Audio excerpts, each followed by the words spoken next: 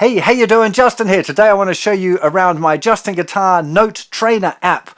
I keep meeting people who don't know all of the notes on the guitar fretboard, and frankly you don't meet people who play other instruments who don't know what the notes are. If you talk to a trumpet player or a piano player or a harp player, whatever, they know the notes. They know how to play all of the different notes on their instrument. And I guess for guitar players there's a slight case for, like, if you don't play a whole lot and you know the pentatonic and maybe you know the root notes on the bottom string so you can find your bar chords, if you're not planning on going much further than playing simple songs like that, then I guess it's okay not to know the notes on the fretboard.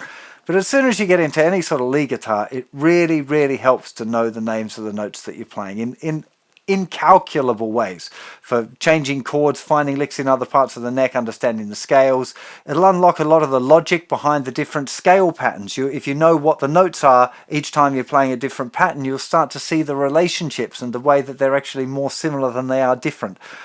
It really is quite a big deal, and it's not that difficult if you got the right tools, and the JustinGuitar Note Trainer app is that right tool. So let me take you through first of all what's going on here. So on the main screen there, you'll see when you open the app, you'll see that there's 4 different games that you can play. They are Name the Note, Find the Note, Memory Quiz 1 and Memory Quiz 2. They kind of start from easier and gradually get harder down the list. So you want to start with the first one, the Name the Note, and that's kind of the most important one. Before I go through the different games, I just want to take you through a couple of the settings that you might find important. The settings you find in the top left-hand corner there. Top one there, how to use this app. There's a whole heap of text there, and probably this video will go there after I've finished editing it. We can also see statistics. This is a great way of keeping track of your progress. It can be quite uplifting to really notice how much better you're getting at naming the notes on the app. Okay, let's have a look at the settings now, because there's a couple of things in here that could be quite important for you. The first one, half note presentation. So as some of you know, there's a thing called an enharmonic equivalent, which is where one note has different names but sounds the same, like say A sharp and B flat. That's actually the same pitch. Sounds the same if you play A sharp or B flat. So what this gives you within the app, you can choose to only see sharps, only see flats, or see a random mixture of them. I would suggest that you have it on random. Okay, if you specifically struggle with your flats, then you might want to put it on the flats. If you struggle with sharps, maybe put it on sharps. But for generally speaking, you probably want to leave it on random. There's a left-handed fretboard option, which will flip the fretboard around for those lefties. A few people, when I first brought the app out, said, "What about me? I'm a lefty." That's sorted now. Left-handed players, hit that button. We've got fretboard sound, which will play the note. It doesn't play the pitch of the whole fretboard. So if you play a high D and then a low D, it'll play the same note. It'll still be a D.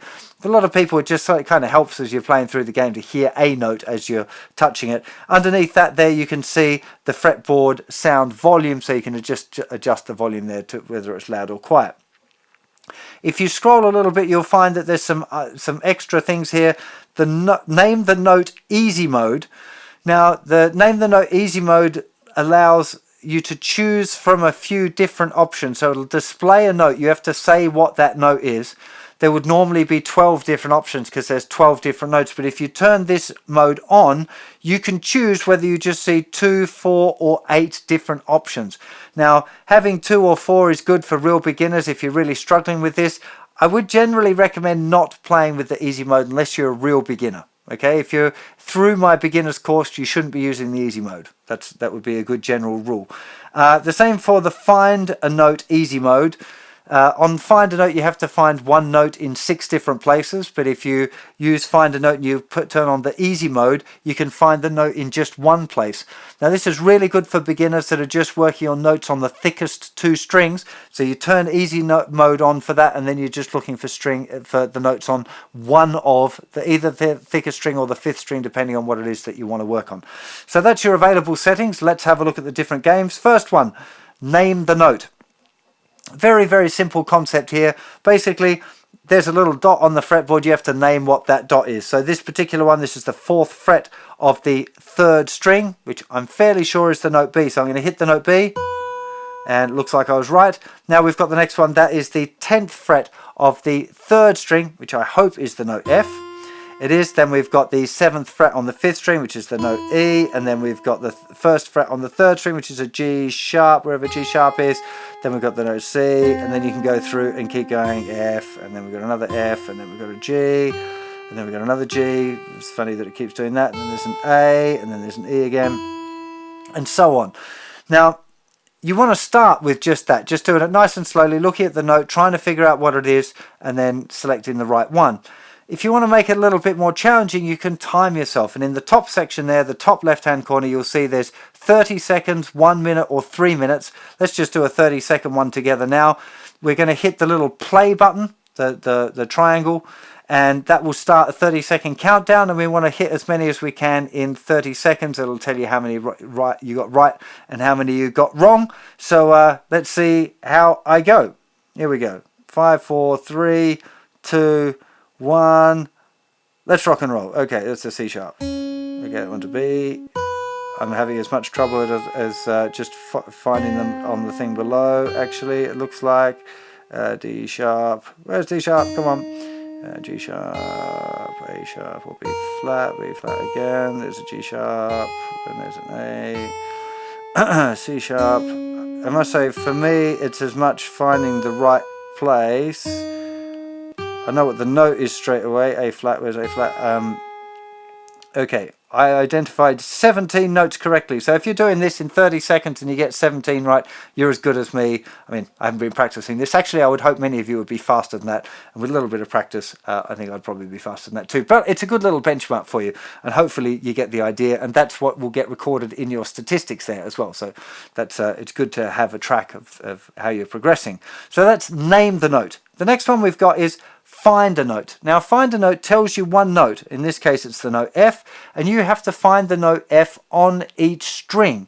Now, this is really good. There's a guitar exercise that I recommend. There's lessons on it, also called Find a Note, if you look it up on the website, which basically the idea is that you find each note on each string of the guitar. So if you're doing a C, you'd find the C here, C, C, C, C, C, and you go up and down like this, finding the different Cs. So this is kind of an app version of that. It's really good for, again, like sitting on the bus or in a really boring meeting or at school. That you shouldn't be doing it at school, right? If you're at school, you should be concentrating on important classwork, but or not. So this one is the note F. So I'll be going F there, and then we want F, which is going to be 8th fret, and then the 3rd fret, and then the 10th fret, I think it is, and then the 6th fret, and then the 1st fret. And then it'll give you another one. It said B flat now, so let's go and do the B flat, B flat, B flat. So you're basically going through exactly the same process over and over again, trying to find all of the notes. I would probably recommend, as a good kind of general rule, to be starting on the thicker string, working you out to the thinner string, or the other way around, not just randomly doing it, because then you'll be searching for like, which string haven't I got yet.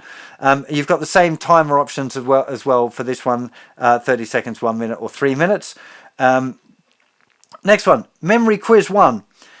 We've got the same timer options before, but this one's a little bit more thinky and will help with your mental map. So building that fretboard in your mind, because you don't actually see a fretboard now and you'd have to think about it. So this first question, what note is at the 9th fret of the 4th string? And you're going, oh, you've got to build some sort of fretboard there. 9th fret of the 4th string. Well, on the 4th string and the 3rd string, that's the middle 2 strings at the 9th fret, I know there's a B and E. So this one's a B. It's good. It's helpful to have little patterns within it that you can think of. 7th fret on the 3rd string. So on the 7th fret on the 3rd string, I'm pretty sure it's the note D. And then we've got the 5th fret of the 1st string. Okay, so you're thinking, oh, tuning. What do I put on my, if I'm tuning my guitar on the 5th fret and it's on the 1st string, well, 1st string and 6th string are the same, so that'll be a note A. 8th fret on the 1st string. 8th fret on the 1st string, same as the thicker string if I'm still learning my notes there, so that's going to be the note C. And you just go forth like that, thinking about it. That's memory quiz 1. Memory quiz 2. A little bit more challenging. This is a great exercise. I used to do this one with a pencil and paper when I was learning the notes on the fretboard. You have to name all of the notes across one fret. I'll tell you what fret it is, and I'll tell you whether to go thickest string to thinnest or thinnest to thickest. In this question that I've got, what are the notes on the 6th fret starting with the thickest string?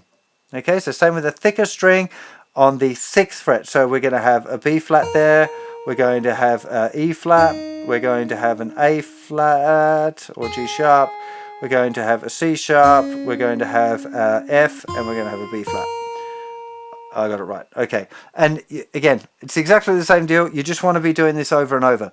This one's a lot harder than just naming one at a time, because you try a lot of times on the guitar we tend to think in a kind of linear up and down way. So thinking across, like up and down on one fret, is a little bit more challenging, and it really helps with that mental map making. Okay, because eventually what you do want to do is have a picture of the fretboard where all of the notes are. It's really, really helpful if you can do that. It means that when you're looking at a guitar tab, you kind of know what the notes are. So when I see a 10 on the second string, I already know it's an A. It's almost like you're reading notation by reading tab, if you've got that level of understanding of where the notes are found. And that's really, really valuable the better you get. I tend to only write in tabs. I can write notation, I can read notation, not great these days because I don't do it a lot, but I find the fact that I know what the notes are straight away in a tab really, really helpful. You know, for me, I prefer tab because it tells me where the note is, whereas notation, you know, one note can be played lots of different ways. I prefer tab, but I do want to know where the notes are. If I've, you know, done my study and I recognize it straight away, it takes care of that. So, you know, longer term, I think it's a really, really, really great thing to know all of the notes on the fretboard really well. The app is available for Apple and Android, so do go and check it out. If you've got any feedback or suggestions of features that you'd like to see in the app, do let us know. We're always looking to improve the app. So I really hope you dig it. I'll see you for plenty more lessons very soon. You take care of yourselves and each other. Bye-bye.